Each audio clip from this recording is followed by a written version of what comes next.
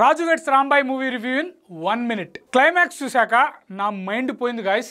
ఈ movie real story అని తెలిసాక నేనైతే చాలా డిస్టర్బ్ అయ్యాను గాయస్. ఎందుకంటే ఇలాంటి వాళ్ళు కూడా ఉంటారా అని. క్లైమాక్స్ లో ఒక ట్విస్ట్ ఉంటది. ఆ ట్విస్ట్ రివీల్ అయిన తర్వాత హీరో అయినా కూడా ప్రేమిస్తాడు గాయస్. ఏమైనా హీరో ఆ క్యారెక్టర్ ఏదైతే ఉందో గ్రేట్ అంతే. ఇప్పుడున్న జనరేషన్ లో ప్రతి చిన్నదానికి కాందానికి బ్రేకప్ చెప్పే ప్రతి ఒక్కరు కూడా ఈ మూవీని చూడాలి. ఇలాంటి మూవీస్ ని చూడాలి. సో ఇలాంటి మూవీని ప్రొడ్యూస్ చేసిన ఈటీవీకి అయితే థ్యాంక్స్ చెప్పుకుంటున్నాను. అలాగే డైరెక్టర్ కూడా చాలా బాగా తీశాడు. ఈ మూవీ చూస్తున్నంత సేపు కూడా మూవీ చూసినట్టు అనిపించలేదు.